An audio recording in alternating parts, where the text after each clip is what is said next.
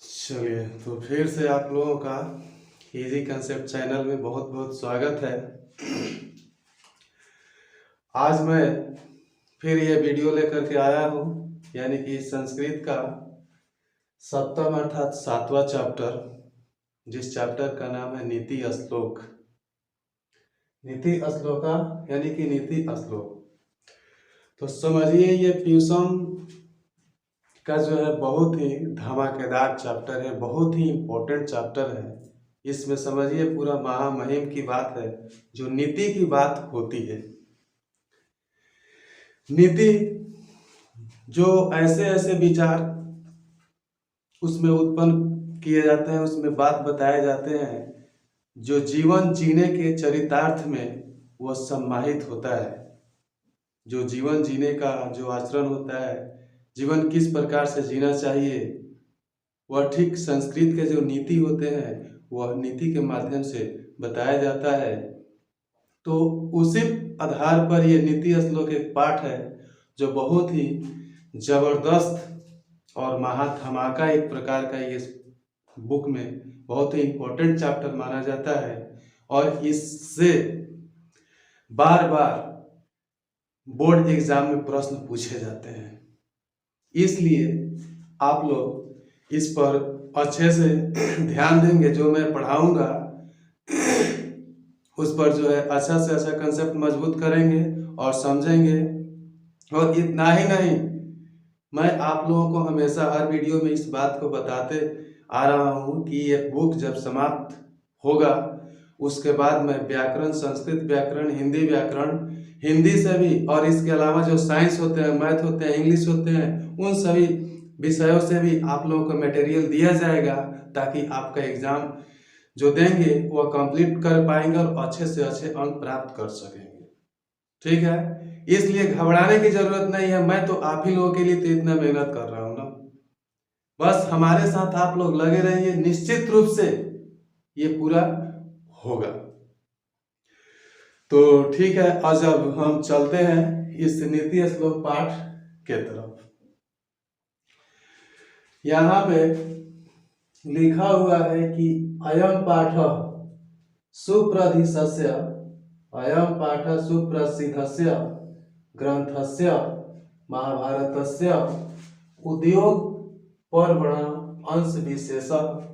यहाँ पे अध्याय का नाम लिखते हुए 33 से 40 जो लिखा हुआ है, रुपाया विदुर नीते संकलित। ये एक बात हम लोग ध्यान देंगे इस पर। जो लिया गया है, कहने का मतलब है कि यह पाठ सुप्रसिद्ध ग्रंथ के महाभारत यानी कि महाभारत ग्रंथ है।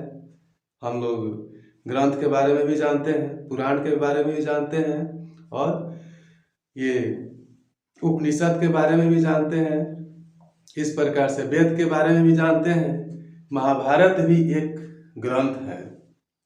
तो यह पाठ यानी कि नीति श्लोक की जो पाठ है, महाभारत ग्रंथ के उद्योग पर्व का अंश है। उद्योग पर्व में जो अध्याय है, यानी कि सीधे से समझिए, पहले इस बात को बहुत बारीकी से समझना होगा, क्योंकि इस पाठ में पहले ही मैं बताया कि प्रश्न हमेशा पूछे जाते हैं, और ये ऐसा इसे बात जो है जीवन में उतारने वाली बात है, उस बात को समझना है। जैसे बताया गया है कि महाभारत के उद्योग पर्व से इसका अंश है, यानी कि ये पाठ लिया गया है नीति श्लोक। इस पर भी प्रश्न बनते हैं। प्रश्न क्या बनते हैं कि नीति श्लोक पाठ किस ग्रंथ से लिया गया है, तो महाभारत ग्रंथ से लिया गया है। ऐसे होते हैं, जो कि अध्याय 33 और 40 के बीच में विदुर नीति संकलित है उसमें। तो आप कहिए कि विदुर नीति, तो विदुर शब्द इसमें आया है, वह विदुर एक मंत्री है, उन्हीं के द्वारा विदुर नीति, जो नीति की बात बताई गई है, वह विदुर नीति के रूप में संकलित है। युद्धम आसनम प्राप्य धृतराष्ट्रो मंत्री प्रवरम विदुरम स्वचितस्य शांते काचित प्रश्नान नीति विषयकान पृच्छति। महाभारत तो आप लोग देखे होंगे ही। चलिए मैं कुछ समय के लिए महाभारत का दृश्य यानी कि जो महाभारत के एक झलक में हम चलते हैं, महाभारत की जो कुछ पॉइंट है उस तरफ हम लोग चलते हैं, देखते हैं उसमें क्या है, उस पर आगे हम विचार करेंगे। जैसे बताया गया है कि युद्ध के समीप, युद्ध आसन प्राप्त यानी कि युद्ध जो लड़ाई होती है, लड़ाई की जो समीप समय जो नजदीक थी, उस पीरियड में धृतराष्ट्र, जो कि महाभारत की जो युद्ध, एक तरफ पांडव और दूसरे तरफ कौरव, तो कौरव में जो धृतराष्ट्र है वह धृतराष्ट्र विदुर मंत्री से, यहाँ लिखा हुआ है महामंत्री, उनके ये दरबार में रहने वाले मंत्री थे, मंत्री और नीति पर शिक्षा देने वाले, नीति वाली बात भी बताने वाले, तरह तरह के समस्या का समाधान करने के लिए वे मंत्री, विदुर मंत्री, विदुर मंत्री, उनको महर्षि भी बोला जाएगा। तो यहाँ पर विदुर मंत्री से धृतराष्ट्र, विदुर मंत्री से धृतराष्ट्र अपनी मन की शांति के लिए, जैसे कि युद्ध समीप आ रहा था, युद्ध नजदीक यानी कि मालूम कि अब युद्ध होने वाला है, तो धृतराष्ट्र विदुर मंत्री से अपने मन को शांति के लिए, यहाँ बताया गया है कि नीति के विषय पर पूछते हैं, नीति के विषय पर कुछ प्रश्न पूछते हैं, नीति के विषय पर कुछ प्रश्न पूछते हैं। कौन? धृतराष्ट्र पूछते हैं। किससे? तो विदुर मंत्री से पूछते हैं। तेषां समुचे उत्तरम विदुरो ददाति, और उनके पूछे गए प्रश्न का उत्तर उन्होंने दिया, यानी कि उस समय उत्तर देते हैं। जिस तरह से प्रश्न उस नीति के विषय पर प्रश्न धृतराष्ट्र पूछते हैं, ठीक जो है उसी तरह उस प्रश्न के अनुसार समुचित जो उसका सम्यक उत्तर होना चाहिए, उस उत्तर को उस समय विदुर मंत्री देते हैं। किस समय की बात है? ये महाभारत की पीरियड की बात है। फिर बताया गया है कि प्रश्न उत्तरम रूपम, वह जो है प्रश्न, धृतराष्ट्र का प्रश्न और विदुर मंत्री का उत्तर एक ग्रंथ के रूप में बनकर, ग्रंथ रत्न के रूप में बनकर विदुर नीति का रूप बना है। यानी कि उस पॉइंट में जो विदुर की जो नीति है, उस अध्याय के पीरियड बीच में वह ग्रंथ रत्न यानी कि महाभारत का जो महाभारत जो ग्रंथ है, उस महाभारत ग्रंथ में ग्रंथ रत्न के नाम से विदुर नीति प्रचलित है। यानी कि विदुर के जो नीति है, उस विदुर के नीति को ग्रंथ रत्न के नाम से संबोधित किया गया है। फिर बताया गया है कि इयम यदि भागवत गीता, यानी कि भागवत गीता की तरह महाभारतस्याम गाम अपि स्वतंत्र ग्रंथ रूपा वर्तते, गीता की तरह महाभारत भी एक स्वतंत्र ग्रंथ के रूप में ही है। तो इतना बात जो है मैंने बताया, ये इस बात से स्पष्ट हो गया कि ये जो भी इस चैप्टर में नीति श्लोक के जो श्लोक हैं या आए हैं, वह महाभारत के किस पीरियड का है। तो उद्योग पर जिस पीरियड में समय यानी कि युद्ध होने के समय की स्थिति में धृतराष्ट्र अपने मन यानी कि चित्त यानी हृदय की शांति के लिए नीति के विषय पर प्रश्न पूछते हैं और उस प्रश्न का समुचित उत्तर विदुर मंत्री देते हैं। उस पीरियड के बीच में जो नीति वाली बात प्रश्न और उत्तर के रूप में जो बनाया गया है, वह इस नीति श्लोक के रूप में लाया गया है। और ये देखिए 10th क्लास में ये जो रखा गया है, इसका भी तो कोई ना कोई कारण होगा। तो ये नीति श्लोक जो रखे गए हैं जीवन से रिलेटेड है, जीवन से संबंधित है, इससे कुछ शिक्षा मिल रही है, जिससे समझ करके लोग अपने जीवन में इसके माध्यम से जो उसका आचरण होता है, चरितार्थ होता है, उसको अपनाएंगे और अपना वो जो है जीवन जीने का तरीका सीखेंगे, इसलिए दिया जाता है। तो इतना तो बताया गया। अब हम चलते हैं इस नीति श्लोक पाठ के पहला नीति श्लोक के तरफ। यहाँ 1 नंबर में दिया हुआ है, नंबर भी मैंने दे दिया है कि आप लोगों को पढ़ने में कोई परेशानी ना होगी। और जैसे कि आप लोग अगर बुक सामने रखेंगे और इस पर जो लिखा हुआ है उससे मिलाकर मैच करके पढ़ेंगे, एक एक शब्द का कंफ्यूज मैं दूर करूंगा और उसका अर्थ बताऊंगा। तो यहाँ पे पहला श्लोक है, तो इस पर यह भी विचार करने की बात है, इससे प्रश्न पूछा जा सकता है कि नीति श्लोक पाठ में पहला श्लोक के द्वारा यानी कि प्रथम श्लोक के द्वारा किसका परिभाषा दिया गया है।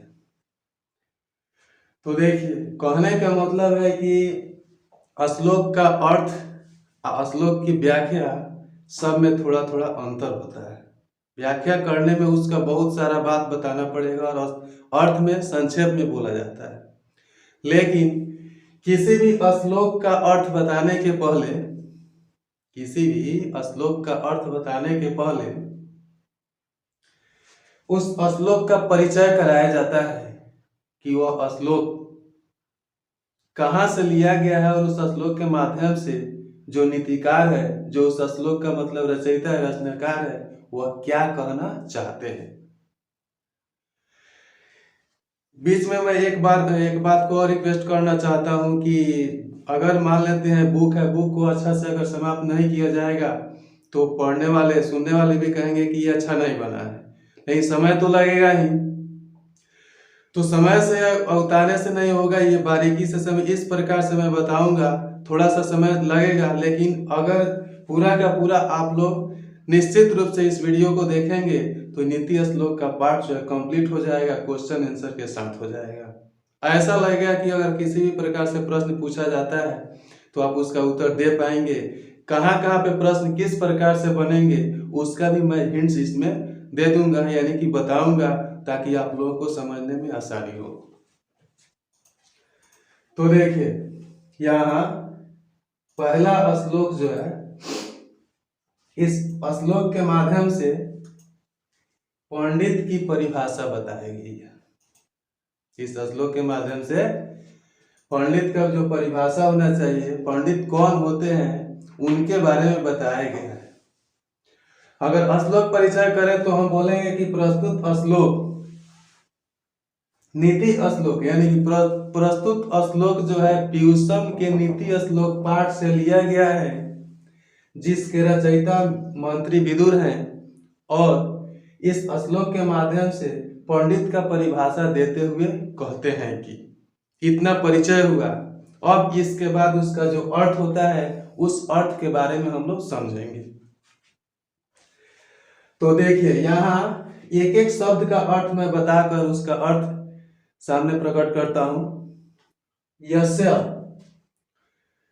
यस्य का मतलब हुआ जिसके, कृत्यम कार्य में, न विध्यन्ति बाधा नहीं डालते हैं, चाहे बाधा नहीं पहुंचाते हैं, शीत यानी कि जाड़ा, उष्मम का मतलब गर्मी, भयम का अर्थ होता है, ध्यान दीजिए सारे शब्द का मैं अर्थ बता देता हूं।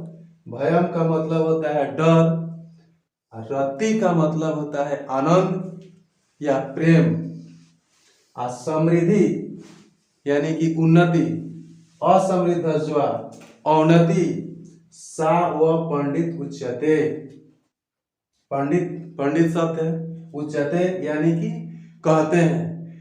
तो इसका मतलब ये हो गया, यहाँ पे स्पष्ट लिख दिया गया है कि जिसके कार्य को, यानी कि जिसके कार्य में सर्दी गर्मी भय आनंद समृद्धि या असमृद्धि बाधा नहीं पहुंचाते हैं, उसे पंडित कहा गया है। बहुत गौर करने की बात है, इस पर प्रश्न बनते हैं कि नीति श्लोक पाठ के आधार पर नीति श्लोक के पाठ के आधार पर पंडित किसे कहा गया है, इस प्रकार का प्रश्न बनता है।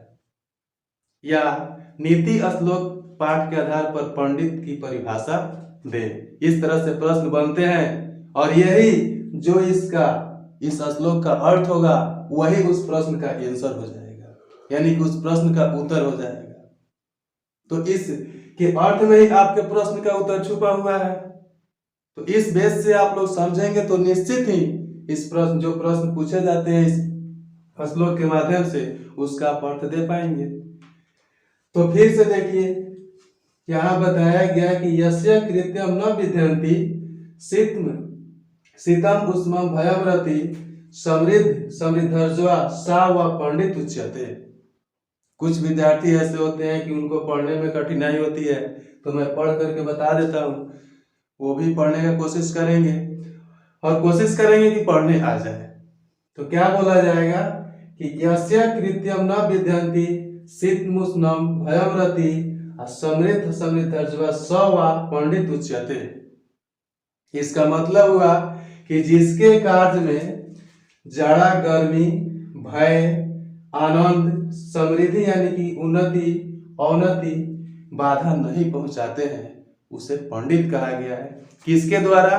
तो विदुर मंत्री के द्वारा पंडित की परिभाषा दी गई है। ये पहला श्लोक का अर्थ हुआ और इस पर प्रश्न पूछे जाते हैं नीति श्लोक के आधार पर पंडित को परिभाषित कर। तो इस श्लोक का जो अर्थ है वही पंडित को परिभाषित करने का आंसर हो जाएगा। जैसे ही क्वेश्चन का जब पूछा जाता है, यानी कि प्रश्न पूछा जाता है कि पंडित किसे कहते हैं, तो क्या बोलेंगे कि जिसके कार्य में जड़ा गर्मी भय यानी कि डर आनंद उन्नति और अवनति बाधा नहीं पहुंचाते हैं उसे पंडित कहा जाता है। अब तो कंसेप्ट मजबूत हो गया होगा, क्लियर है। चलिए, लेकिन इसके साथ साथ एक मैं और बात बता देता हूं। बताया गया जैसे कि गीता में श्री कृष्ण ने कहा है, गीता जो ग्रंथ अपने आप में है, गीता में श्री कृष्ण ने कहा है कि सुख दुख लाभ हानि में जो व्यक्ति एक समान रहते हैं वही पंडित कहलाता है। अभी नहीं कि सुख है तो हम अपने एहसान करने वाले व्यक्ति को भूल जाएं या भगवान को भूल जाएं, ईश्वर को भूल जाएं, और दुख है तब हम उनको याद करें, ऐसा नहीं होना चाहिए। लाभ है तो हम अपने से लाभ यानी कि जब हमारे पास धन संपत्ति बढ़ रही है तो हम दूसरे को कुछ नहीं समझे, हानि हो रहा है तो बस उसके पीछे पड़े, ऐसा कोई बात नहीं।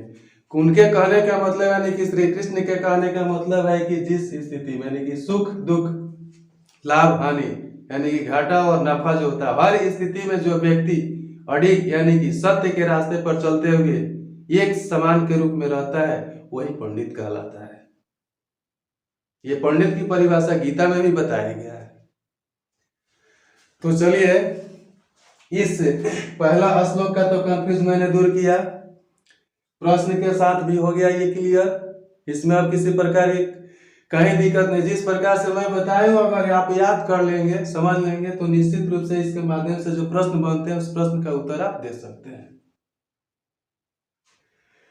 यहां पर लिखा हुआ है, अब देखते हैं दूसरा श्लोक। तो दूसरा श्लोक जो है उसके माध्यम से भी पंडित का ही परिभाषा दिया गया है। इस पर ऐसे भी प्रश्न ऑब्जेक्टिव में पूछा जा सकता है कि नीति श्लोक पाठ में दूसरे श्लोक के द्वारा किसका परिभाषा दिया गया है, तो हम क्या बोलेंगे, पंडित की परिभाषा दिया गया है, क्योंकि दूसरे श्लोक के माध्यम से ही पंडित का परिभाषा बताया गया है। तो इस बात से डिस्क्राइब करते हुए हम लोग पढ़ेंगे तो खुद कंसेप्ट स्ट्रॉन्ग होगा और किसी भी तरह से किसी भी प्रकार से प्रश्न पूछे जाते हैं उसका आंसर आप बेहिचक देंगे। तो यहां लिखा हुआ है, देखिए,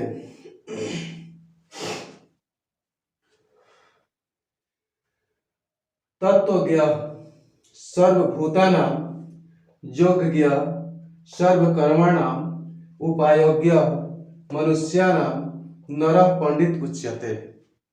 इसका मतलब ये हुआ इस तत्वज्ञ सर्वभूतानाम यानी कि सभी जीवों के रहस्य को जानने वाले, सभी जीवों के तत्व यानी कि जीवों का अर्थ आएगा यहाँ, तो सभी जीवों के रहस्य को जानने वाले, सर्व कर्म योगज्ञ सर्व कर्माणाम यानी कि सभी कर्मों के योग के बारे में जानने वाले, और उपायोज्ञ मनुष्य नाम यानी कि मनुष्यों के उपाय को जानने वाले व्यक्ति को पंडित कहते हैं। तो ये दोनों श्लोक के माध्यम से पंडित का ही परिभाषा दिया गया है, जो कि यहाँ पे कंप्लीट कर दिया गया। आप अगर इसको स्क्रीनशॉट लेकर के स्पष्ट रूप से देखना चाहेंगे तो भी आप कर सकते हैं, जिसके लिए आपका ये बोर्ड पर कंप्लीटली पूरा बताया गया। और ये निश्चित रूप से ये बहुत ही इंपॉर्टेंट है, इस पर विशेष रूप से ध्यान देने की जरूरत है। तो इतना है, फर्स्ट और सेकंड यानी कि दोनों श्लोक में आपको पंडित का परिभाषा बताया गया है, जो अर्थ के साथ मैंने कंप्लीट कराया। अब यहाँ देखा जा रहा है तीसरा श्लोक। तो तीसरा श्लोक तो बहुत ही दमदार है, बहुत इसमें समझिए कि महा धमाका है ये, जो इस जीवन में उसका बहुत ही उपयोगी संबंधी, मानिए कि जो स्थिति उसमें बताया जा रहा है वह ये जीवन से यानी कि जीवन जीने से रिलेटेड है, यानी कि संबंध है, उसके बारे में हम लोग जानेंगे कि क्या कहा जा रहा है। तो चलिए मैं तीसरा श्लोक पढ़ता हूं। अनाहुत लिखा हुआ है कि अनाहुत प्रविशति अपृष्टो बहुभाषते, अनाहुत प्रविशति अपृष्टो बहुभाषते अविश्वस्ते विश्वस्ति मूढ़चेता नराधम। चलिए श्लोक को एक बार और पढ़ते हैं। अनाहुत प्रविशति अपृष्टो बहुभाषते अविश्वस्ते विश्वस्ति मूढ़चेता नराधम।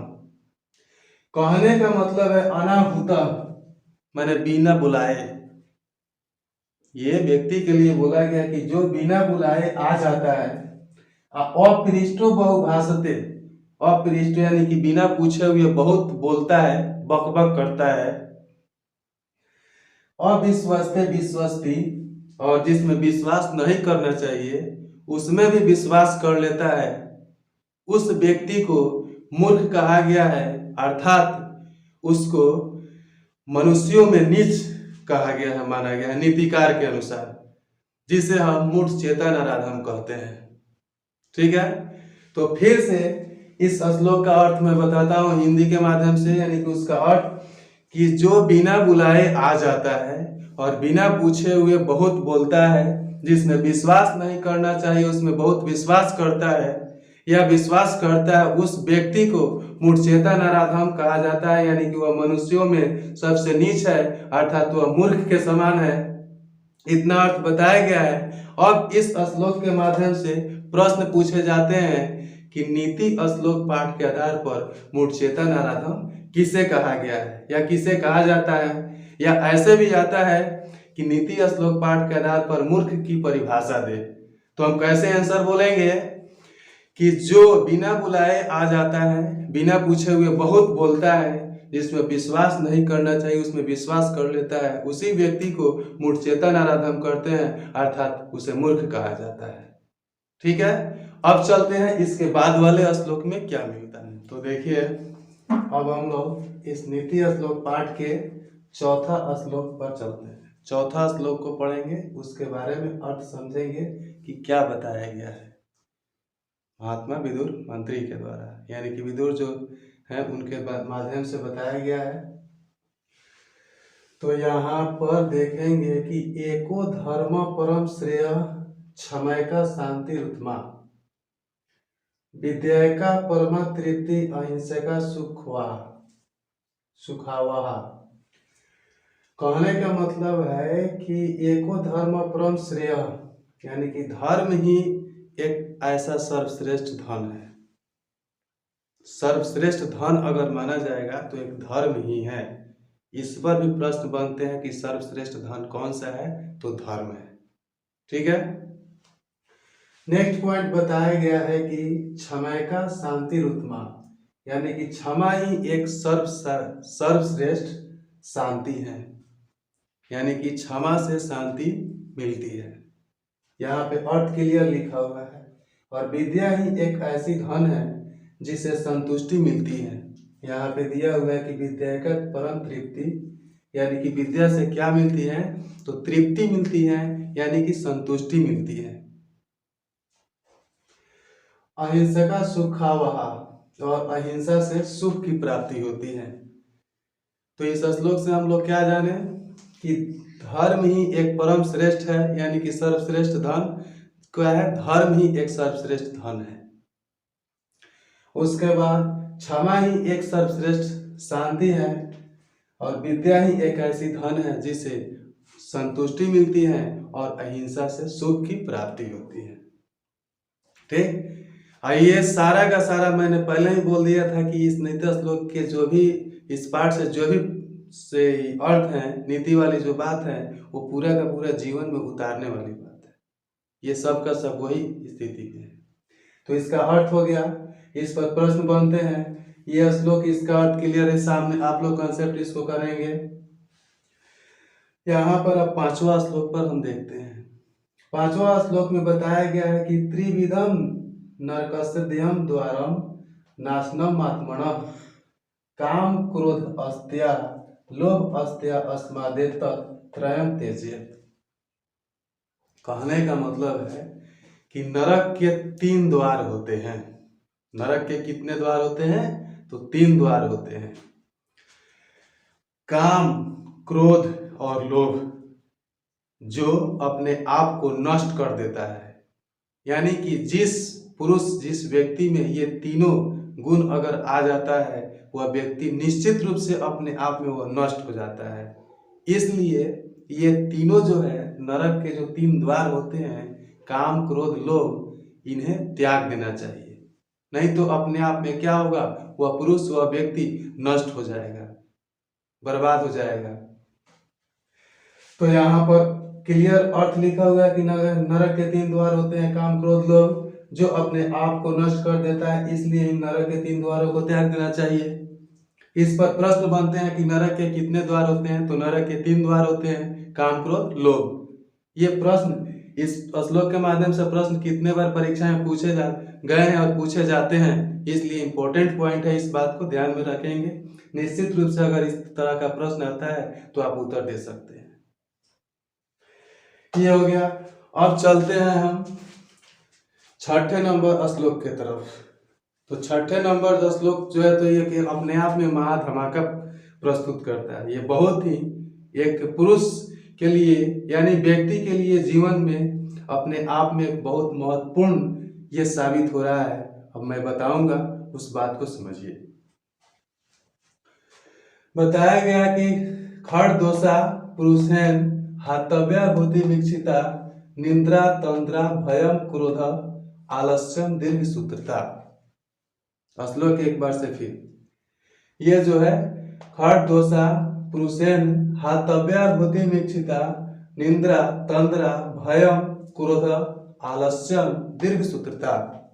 कहने का मतलब है कि उन्नति के इच्छा रखने वाले, उन्नति का मतलब होता है कि जो व्यक्ति अपने आप में कुछ करना चाहता है, जीवन में कुछ करके आगे बढ़ना चाहता है, ऊंचा स्थान प्राप्त करना चाहता है, उन व्यक्तियों के लिए है कि उन्हें इस संसार में नींद यानी कि सोना, और तंद्रा यानी कि झपकी लेना, ऊँघना, और भय यानी कि डर, क्रोध यानी कि गुस्सा, और आलस्यम यानी कि आलस, और दीर्घ सूत्रता। तो दीर्घ सूत्रता का मतलब ये होता है कि अगर कोई काम 20 मिनट में हो जाने वाला है, तो कुछ ऐसे लोग होते हैं कि उसी में फंसे हुए रहते हैं, 20 मिनट के काम में 2 घंटे 1 घंटा लगा देते हैं।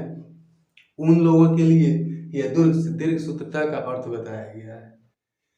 तो कहा गया है कि इस श्लोक के माध्यम से कि जो पुरुष औन्नति रखने की इच्छा रखते हैं, अपने आप में जीवन में कुछ करके आगे बढ़ना चाहते हैं, उन्हें ये जो है निंद्र, तंद्र, भय, क्रोध, आलस, दीर्घ सूत्रता, ये दीर्घ सूत्रता 6 दोषों को छोड़ देना चाहिए, यानी कि त्याग कर देना चाहिए। ये 6 जो है अवगुण है मनुष्यों के लिए, पुरुष के लिए, जो पुरुष आगे जीवन में कुछ करना चाहते हैं, बढ़ना चाहते हैं। तो निश्चित रूप से अब इस पर प्रश्न पूछे जाते हैं कि उन्नति की इच्छा रखने वाले पुरुष को कितने दोषों को छोड़ देना चाहिए? तो आंसर में हम देंगे 6 दोषों को छोड़ देना चाहिए। उन 6 दोषों का नाम क्या है? तो निंद्र, तंद्र, भय, क्रोध, आलस और दीर्घसूत्रता। ये प्रश्न पूछे जाते हैं, बहुत बार पूछे गए हैं, इसलिए इस पर आप लोग ध्यान देंगे। ऐसे प्रश्न पूछे जाते हैं कि पुरुष को कितने दोषों को छोड़ देना चाहिए या त्याग कर देना चाहिए? तो पुरुष को 6 दोषों को त्याग कर देना चाहिए, यानी कि छोड़ देना चाहिए। उन 6 दोषों का नाम क्या है? तो निंद्र, तंद्र, भय, क्रोध, आलस और दीर्घसूत्रता। इस पर प्रश्न हमेशा पूछे जाते हैं। ये श्लोक बहुत ही इंपॉर्टेंट है, इस पर ध्यान देंगे आप लोग, पूर्ण रूप से ये कंप्लीट होगा। और इस पर आधारित एक और क्वेश्चन इस प्रकार से पूछे जाते हैं कि सच्चे सुख की प्राप्ति कब संभव है? सच्चे सुख की प्राप्ति, तो सच्चे सुख की प्राप्ति उसी समय होता है जब व्यक्ति कुछ करके आगे बढ़ता है, तब तो व्यक्ति को उन्नति प्राप्त करने के लिए, आगे बढ़ने के लिए, कुछ अच्छा काम करने के लिए 6 दोषों को छोड़ना पड़ता है, यानी कि त्याग करना पड़ता है, तभी जाकर के सुख की प्राप्ति होती है। जो 6 दोष कौन कौन से हैं? निंद्र, तंद्र, भय, क्रोध, आलस, दीर्घसूत्रता। तो इसका आंसर कैसे देंगे? तो क्वेश्चन है सच्चे सुख की प्राप्ति कब संभव है?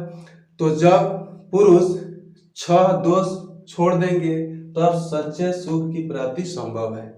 और 6 दोष कौन कौन से हैं? तो यहाँ पे लिखा हुआ है, इसमें भी लिखा हुआ है कि निंद, झपकी लेना यानी कि तंद्र का अर्थ होता है, भय यानी कि डर होता है, क्रोध, आलस और दीर्घसूत्रता। ये 6 दोष अगर छोड़ देंगे तो पुरुष को जो है सच्चे सुख की प्राप्ति, यानी कि प्राणी में सच्चे सुख की प्राप्ति संभव है।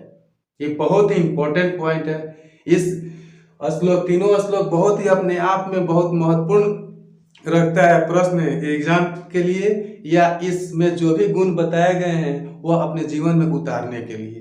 ठीक है, अब चलते हैं हम इसके अगले श्लोक की तरफ। चलिए, तो अब हम लोग इस नीति श्लोक पाठ के 7वें श्लोक पर ध्यान देंगे। 7वें में क्या लिखा हुआ है? तो लिखा हुआ है सत्येन रक्षते धर्मो विद्याया योगेन रक्षते। क्या लिखा हुआ है कि सत्येन रक्षते धर्मो विद्याया योगेन रक्षते, अमृतया रक्षते रूपम, कुलम प्रीतेन रक्षते। तो उस बात को हम लोग याद करेंगे कि ये सत्येन लिखा हुआ है तृतीया विभक्ति, जो से के अर्थ में आता है। तो सत्येन यानी कि सत्य से, रक्षते रक्षा होती है, धर्म यानी कि धर्म की। इसका मतलब क्या होगा कि सत्य से धर्म की रक्षा होती है। उसी प्रकार यहाँ पे बताया गया कि विद्या योगेन रक्षते, यानी कि विद्या की रक्षा योग्यता से होती है। अब जैसे कहा जाए, कहने के लिए कोई कहेगा कि मान लेते हैं मैट्रिक फाइनल किए हैं, कोई कहेगा 12th तक पढ़ लिए हैं, तो योग्यता जो बताया जाता है, क्वालिफिकेशन बताया जाता है, तो उसके अनुसार उसको तो मेरिट भी होना चाहिए ना, जानकारी भी होना चाहिए। नहीं तो कहने के लिए कहेगा कि हम ग्रेजुएशन किए हैं और उससे अगर कुछ पूछा जाए तो नहीं बताएगा, तब कैसा लगेगा? वहाँ पर विद्या की रक्षा होगी। योग्यता के अनुसार जानकारी भी रखना जरूरी है। तो यहाँ पर इस श्लोक में मैंने तो पहला ही बता दिया था कि इस नीति श्लोक में जो भी बात आएंगे अपने जीवन में उतारने वाली बात है। जैसे कि बताया गया है कि क्षणिक सुख अस्थायी होता है, लेकिन आध्यात्मिक सुख अस्थायी होता है। इसके बारे में भी कुछ आप लोग समझेंगे। क्षणिक सुख का मतलब कुछ समय तक के लिए अपना मौज मस्ती करने के लिए किसी को हम कष्ट में पहुंचाकर अपने आप में ऐशो आराम कर लेंगे तो आप कभी सफल नहीं हो पाते हैं। लेकिन आध्यात्मिक मतलब कि जो सत्य के रास्ते पर चलकर एक दूसरे के साथ मिल करके रहता है, दूसरे के सुख को अपना सुख समझता है, दूसरे के दुख को भी अपना दुख समझता है और कंधे से कंधे मिला करके सबको समदर्शी यानी कि एक समान रूप देख करके चलता है, वह आध्यात्मिक सुख अस्थाई होता है। वह यानी कि हमेशा के लिए उससे आध्यात्मिक से जो उसको सुख की प्राप्ति होती है, एक खुशी से रहने का अनुभूति होता है। लेकिन कोई अगर चाहे कि किसी को कष्ट पहुंचा करके अपने आप में किसी का धन ही हड़प करके थोड़ा समय तक के लिए ऐशो आराम मौज मस्ती कर लेने के लिए सोचेगा और कहेगा चलो हमें खूब मस्ती में है, तो वह काम नहीं देता है। वह कम ही समय तक सेट है और उसके बाद ऐसा समय आएगा इस तरीके से वह गिरेगा कि सारा उसका सुख गायब हो जाएगा। इसीलिए कहा गया है कि क्षणिक सुख अस्थायी होते हैं, लेकिन आध्यात्मिक सुख अस्थायी होते हैं। तो यहाँ पर बताया गया है कि सत्य से धर्म की रक्षा होती है, योग्यता से विद्या की रक्षा होती है। मृजाया रक्षते रूपम कुलम वृतेन रक्षते। इसका मतलब हुआ कि ये तथा आचरण से यहाँ पे बताया जो गया मृजाया रूपम यानी कि उपटन यानी विशेष प्रकार की लेप लगाने से रूप की रक्षा होती है, यानी कि उसकी वहाँ कुछ न कुछ विशेषता है। इसके साथ साथ ये बताया गया कि रूपम कुलम वृतेन रक्षते। अगर यहाँ पर कहने का मतलब ये है कि आचरण से कुल की यानी कि खानदान की रक्षा होती है। अगर आचरण सही है तो उसका जनरेशन यानी कि खानदान हमेशा अच्छे आचरण से बिलोंग करेगा, तो उसकी रक्षा यानी कि समाज में मान प्रतिष्ठा ये बना रहेगा। लोग भी कहेंगे कि चलिए उसका जनरेशन, उसका खानदान, उसका वंशज सही ढंग से चला आ रहा है। नहीं तो जैसे ही आप अपना आचरण बिगाड़ेंगे, बस आपका हसारत होने लगेगा समाज में। तो ये विदुर मंत्री ने सही ही बताया है कि कुल की रक्षा यानी कि खानदान की रक्षा आचरण से होती है, और आचरण वह कौन संभालता है? वंश। यानी कि सही आचरण है तो आपका खानदान जो है यानी कि वंशज अर्थात जनरेशन सही ढंग से चलेगा, उसका नाम होगा, ये मान सम्मान उसको मिलेगी, समाज में ये प्रतिष्ठा भी प्राप्त करेगा। तो ये बात इस माध्यम से बताया गया है। ठीक उसी प्रकार से अब हम देखते हैं 8वां श्लोक में कि सुलभा पुरुषा राजन सततम प्रियवादिन अप्रियस्य तु पथस्य वक्ता श्रोता च दुर्लभ। कहने का मतलब है कि सुलभा पुरुषा राजन सततम प्रियवादिन अप्रियस्य तु पथस्य वक्ता श्रोता च दुर्लभ। यानी कि इस श्लोक के माध्यम से बहुत ही एक महत्वपूर्ण टॉपिक बताया गया है जो मनुष्य के यानी कि जीवन में यह खड़ा उतरता है, बहुत ही खड़ा उतरता है। कैसे? तो इस श्लोक के माध्यम से बताया गया है कि सुलभा पुरुषा राजन, यानी महात्मा विदुर जो है कहते हैं हे राजन प्रियवादिन सत्यम, यानी कि हमेशा और आसानी से, ये बताया गया सदैव प्रियवादिन यानी कि प्रिय बोलने वाले अच्छे। ऐसे बात कोई भी हो अगर बोलने में वह मधुर लगता है ना, तो वैसे बात को बोलने वाले सुलभ यानी कि बहुत आसानी से मिल जाते हैं। ये महात्मा विदुर ने उस समय धृतराष्ट्र को बता रहा। उसके बाद बताया है कि अप्रियस्य तु पथस्य वक्ता श्रोता च दुर्लभ। तो अप्रिय का मतलब अप्रिय जो खराब लगे, पथस्य अप्रियस्य तु पथस्य यानी कि खराब होते हुए भी, पथस्य पथ दर्शक हो, मार्गदर्शक हो, आगे बढ़ने के लिए अच्छी विचार हो, मतलब कि अच्छा नीति बताया जाता हो, अच्छी बात बताया जाता हो, सही रास्ता बताया जाता हो, तो वैसे बात को वक्ता यानी कि बोलने वाले, श्रोता सुनने वाले, दुर्लभ यानी कि दुर्लभ है, वह बहुत कम मिलते हैं, वह आसानी से नहीं मिलते हैं।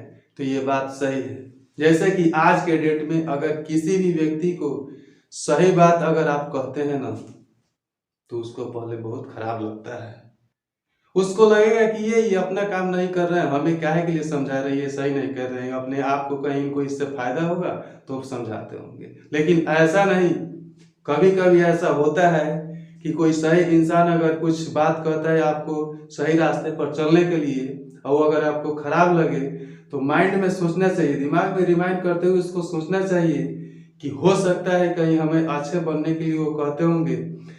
तो सही रास्ते पर और सत्य पर चलने में तो थोड़ा तो कठिनाई का सामना करना पड़ेगा ही। इसलिए ये बताया गया है कि प्रिय बोलने वाले मनुष्य आसानी से मिल जाते हैं, लेकिन अप्रिय होते हुए भी अगर वह सही और उचित बोलने वाला बात हो तो उस प्रकार के बात को बोलने वाले भी बहुत कम मिलते हैं और सुनने वाले भी कम मिलते हैं। ठीक है, इतना इस श्लोक के माध्यम से बताया गया। और इस पर प्रश्न बनता है, इस श्लोक से प्रश्न बनता है कि यहाँ प्रश्न भी दिखाया गया है कि सुलभ और दुर्लभ कौन है। तो प्रिय बोलने वाले मनुष्य सुलभ हैं, अप्रिय से तु पथस्य, यानी कि अप्रिय होते हुए भी सही बात बोलने वाले दुर्लभ हैं, यानी कि वह बहुत कम मिलते हैं। क्योंकि विद्वान व्यक्ति व्यर्थ का अपना समय नहीं गंवाता है, वह सही बात सही रास्ते पर चलने के लिए तो कहता ही है, अगर देखता है कि वह व्यक्ति बात नहीं मानने वाला है तो उसको छोड़ देता है उसी वक्त, और उसको सुधार करने के लिए उसको चांस दिया जाता है। और उस विद्वान का जो बात नहीं जो मानता है ना, तो होता क्या है, वो अपने आप में पछताता है, बर्बाद हो जाता है, लास्ट में नष्ट होता है। तब उसको लगता है कि हाँ, क्या कोई व्यक्ति वो सही बात हमें बोल रहा था, लेकिन उस समय मुझे नहीं समझ में आया। इसलिए इस बात को हमेशा माइंड में रखना चाहिए कि अगर कोई अपने से बड़े लोग, आदरणीय लोग, विद्वान पुरुष जो श्रेष्ठ हैं, अगर कुछ बात बोलते हैं तो उस समय तो थोड़ा खराब लगेगा, लेकिन हो सकता है कि सही रास्ते पर चलने के लिए बोलते होंगे, तो उनका अनुसरण हमें करना चाहिए। ठीक है, तो इतना ही इस पर से क्वेश्चन पूछा जाता है, इस पर हम लोग आसानी से आंसर दे सकते हैं। अब देखेंगे यहाँ 9 नंबर श्लोक में दिया गया है कि पूजनीय महाभागा पुण्यासच गृहधिपत्य। पूजनीय का मतलब होता है पूजने, जो आदरणीय हो, जो सर्वश्रेष्ठ हो, उनको पूजनीय। जैसे कि हम लोग पत्र लिखते हैं पिताजी के पास तो परम पूज्य पिताजी लिखा जाता है, माताजी के पास लिखते हैं तो परम पूजनीय माताजी। तो पूजनीय जो होते हैं, जो आदरणीय होते हैं, उनको ये शब्द से, पूजनीय शब्द से सूचित किया, संबोधित किया जाता है। महाभागा यानी कि महान भाग्यशाली, पुण्यासच यानी कि पुण्य वाली अर्थात पवित्र, गृहधिपत्य, गृहधिपत्य, गृह का मतलब होता है घर, और दिपत्य का मतलब होता है रोशनी, जगमगाना, यानी कि शोभा बढ़ाने वाली। तो ये प्रश्न है कि घर की शोभा क्या होती है, तो घर की शोभा नारी होती है। तो वही बात बताया गया है, महात्मा विदुर जो है बताए हैं कि पूजनीय महाभागा पुण्यासच गृहधिपत्य स्त्रिय श्रियो गृह अस्यो वक्ता अस्त अस्माद रक्ष्यो विशेषतः। कहने का मतलब है कि स्त्रियां घर की लक्ष्मी, क्वेश्चन है स्त्रियां घर की लक्ष्मी, ऐसे पूछे जाते हैं। अर्थ में मैं बताऊंगा, फिर से एक बार और रिप्लेस करता हूँ। घर की लक्ष्मी कौन होती है, ऐसे भी पूछे जाते हैं प्रश्न। तो घर की लक्ष्मी स्त्री होती है, यानी कि नारी। तो स्त्रियां घर की लक्ष्मी, घर की सुशोभित करने वाली होती हैं, वह पुण्यमयी होती हैं, महान भाग्यशाली होती हैं, तथा आदरणीय बतलाई गई है कि आदरणीय शब्द मैंने बोला था ना पूजनीय के लिए, तो आदरणीय बताया गया है। इसलिए विशेष रूप से स्त्रियों को रक्षा करना चाहिए। ये स्त्री की विशेषता इसमें बताई गई है। यहाँ इस पर ही प्रश्न बनते हैं, प्रश्न बोर्ड परीक्षा में पूछे जाते हैं कि नीति श्लोक पाठ के आधार पर, नीति श्लोक पाठ के आधार पर स्त्रियों की विशेषता बताएं।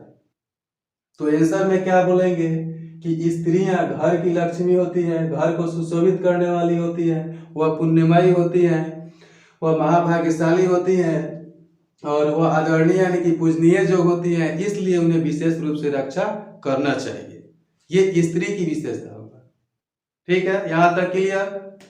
अब देखते हैं इस चैप्टर का लास्ट श्लोक जो 10 नंबर में है। लिखा हुआ है कि अकीर्ति विनयो हंति हंत अनर्थ पराक्रम हंति नित्यम क्षमा क्रोधम आचारो हंत्य लक्षणम। तो अकीर्ति का मतलब होता है अपजस। कोई अजान से कोई मतलब कि गलती हो गया, उसको अपजस के रूप में। विनय जो नम्रता, हंति का मतलब होता है मारना। तो उस आधार से इसका हम अर्थ लेंगे कि विनय जो है अपजस को नष्ट करती है। यहाँ पर है कि हंत्य अनर्थ पराक्रम, हंत्य अनर्थ, इसमें अनर्थ शब्द छिपा हुआ है। तो अनर्थ और पराक्रम, तो उसका मतलब हुआ कि पराक्रम जो है अनर्थ को मारता है, अर्थात समाप्त करता है। हंति नित्यम क्षमा, नित्यम यानी कि हमेशा सदा, उसका अर्थ बताया जा रहा है कि क्षमा जो है क्रोध को, क्षमा जो है हमेशा क्रोध को नाश करती है। और यहाँ पे हंत लक्षणम आचारो, इसी में क्रोध, क्रोधम और जोड़ आचारो शब्द, दो शब्द का अर्थ इसमें है क्रोध और आचरण शब्द को मैच करके ये शब्द बनाया गया है। जिसका अर्थ होगा कि सद्व्यवहार यानी कि अच्छे आचरण बुरे लक्षण को समाप्त करता है। ठीक है, ये अच्छे आचरण बुरे लक्षण को समाप्त करता है। अब इस प्रकार इस वर्ष से क्वेश्चन ऑब्जेक्टिव बनते हैं कि विनय को, यानी कि यह बताया गया है विनय अपजस को नष्ट करती है, यानी कि अकीर्ति को। तो इस श्लोक पर अर्थ पर आप लोग ध्यान देंगे, निश्चित रूप से ऑब्जेक्टिव और प्लस सब्जेक्टिव बनेगा। और इससे जो रिलेटेड और सारे प्रश्न होंगे, हिंदी माध्यम से हो या संस्कृत माध्यम से हो, दोनों तरीका से मैं अगले वीडियो में बना कर लाऊंगा। उसको आप लोग कंप्लीट करेंगे और निश्चित ही आप लोग जो है उसको पूरा कर पाएंगे। अब ये तो नीति श्लोक पाठ समाप्त हुआ, फिर मैं अब अगले वीडियो में उस बुक का अगले चैप्टर को लेकर के मैं आऊँगा। धन्यवाद।